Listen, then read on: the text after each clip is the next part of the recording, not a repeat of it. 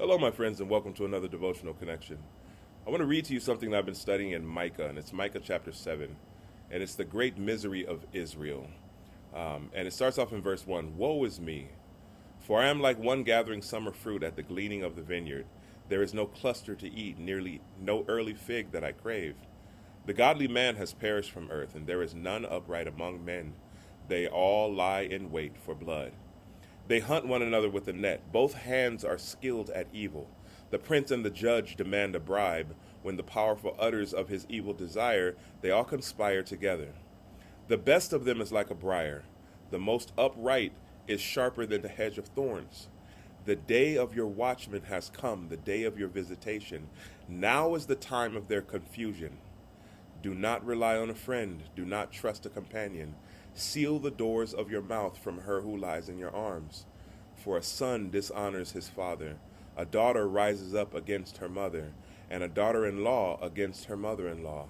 A man's enemies are the members of his own household. Now it goes on to give Israel confession and comfort. The Lord does spare Israel from her misery that she put herself in. But I'm studying this and reading this because this is what I see going on in the world today. We are more divided than ever. We have more division in our conversations, in the way we look at things, in the way we approach things than ever. And that's not what I'm here to discuss. As Adventist Christians, we should know that this time was going to come. The enemy is going to be left here to run amok. We have to see, and then the universe has to see what his kingdom is going to be like. God said he was going to pull his spirit away from those who did not believe in him, those who do not want to follow him. What I'm saying here, and the reason I'm looking at this, is because we have decisions to make about how we are going to conduct ourselves during the time of the division between the wheats and the tares. There are members of our families, there are members of our tribes, there are members of our churches, there are members in our own household that we at times act the most unchristian towards. We go to church, we sing the songs, we sit in the pews, we smile, we say the right things, but because of the trauma that has happened in our families, we are so quick to snap, give up on, put down, go against the very members of our families. And you can see it. There is division everywhere. There is angst and problems within the borders of our own homes. There are sibling rivalries that have gone beyond teenage and elementary school stuff. This has now become culture. This has now become the dominant framework of how we run our families, and it shouldn't be. I am a follower of Christ, and his culture trumps all cultures. His ways trumps even the ways I was taught as a child.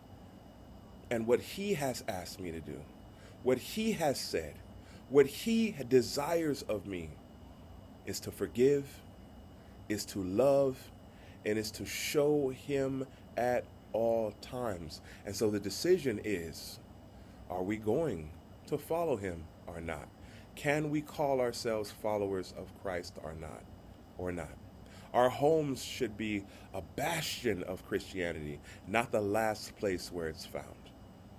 The way we speak to each other should show the love of God in our hearts, not the evil and angst that has happened because we have undealt with trauma and undealt with issues in our own homes. Forgiveness should be at the forefront, not at the last-ditch effort. Love should be dripping from every word that we speak, not something that only happens when everything's focused on us.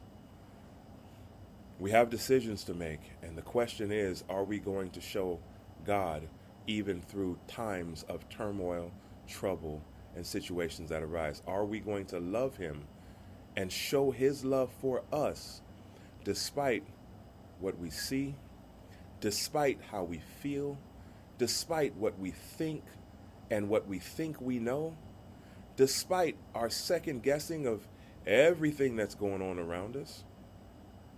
Are we going to show him and be followers of Christ. Our families should, if they were interviewed today, should be able to say without a shadow of a doubt that you exemplify the love of God. And the question is, do we? When issues arise in my family, I have a decision to make. Am I going to love God and show his love for me, for them? Am I going to forgive as he has forgiven me? Do I want the relationship more than I want being right? Do I want my family to be saved or not? I have to show his love at all times.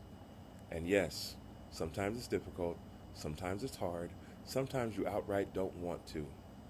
But those are the times when seeking his face, seeking his will, listening to him, serving him, studying about him, that's when it shines through the most.